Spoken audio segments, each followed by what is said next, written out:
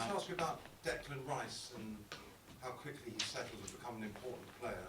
I presume this is a game made for him, isn't it? This big London rivalry.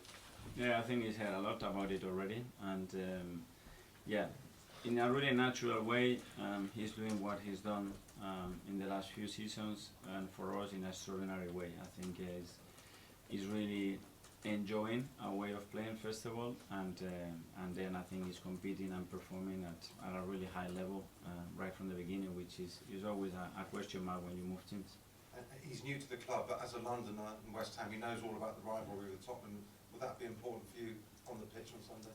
Yeah, he knows obviously, and he's played many derbies as well, and he knows what to expect, and I'm sure he will set the tone.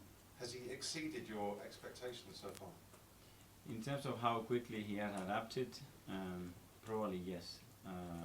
Yeah, you all hoped, and especially when you pay big money, that it's going to happen, and it happens soon, because it's going to help everybody. Really pleased with it. Just finally, you talked about people around the club and in the street talking about this match. We know that your boys are big Arsenal fans now. Are they going to be here on Sunday? Are they getting excited? They say, "Come on, Dad, you've got to win." Everybody is. Everybody around us knows the occasion and the game that we are playing on Sunday, and they are all excited. Harry? Hi, Michael. Hi. On in the Champions League, David Raya hasn't had to make that many saves in his 3 games, but he made one, I think, after about 1 minute on midweek.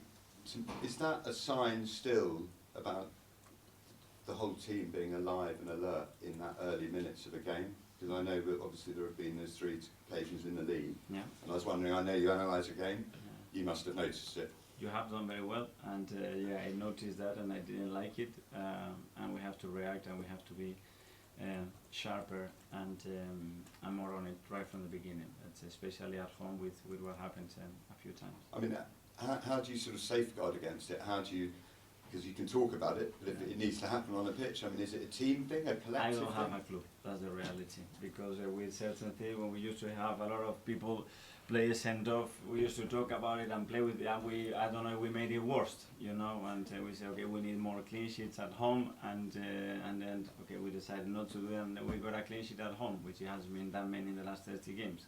So I don't have that answer yet, okay. if I'm honest. Okay, but, and you've got a tremendous home record against Tottenham.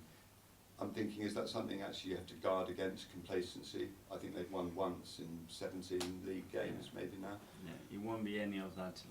We know the level of the opponent, we know the game that we have to play, and we have huge respect for them, but at the same time, obviously, we're going to go for it and win the game. Thank you. And finally, Roxanne. Hi, Michael. Hi. Two questions in one, if you don't mind. Yep. Who do you think will have more of the ball, and does it matter? I don't know. I don't know. And what it matters at the end is to be better than them in the areas that are very relevant to win the game. But that's not something that is a big concern. Because people describe you both, you and Ange, as sort of possession-based managers who want to keep the ball and dominate it. Do you mind? Would you be happy to not do that if it meant winning 1-0 on the break, for example?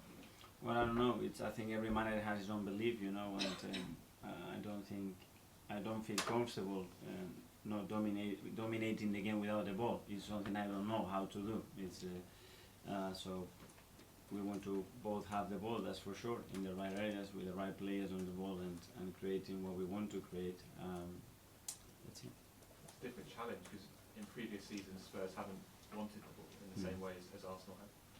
Yes, and they've been really comfortable with that as well, and just allowing you to progress and having a space to attack you in the right moments. And it happens in the league. We have many different opponents. Some of them have an approach that they are super aggressive. They go man to man over the field. You know, now we are used to in the Premier League already, and in Europe against PSV it was very different. The first few minutes when they changed, they were a goal or 2 down, and they changed their approach and they opened the spaces as well. So let's see. Okay, guys. Yeah. Thanks very much. Thank you. Thank you.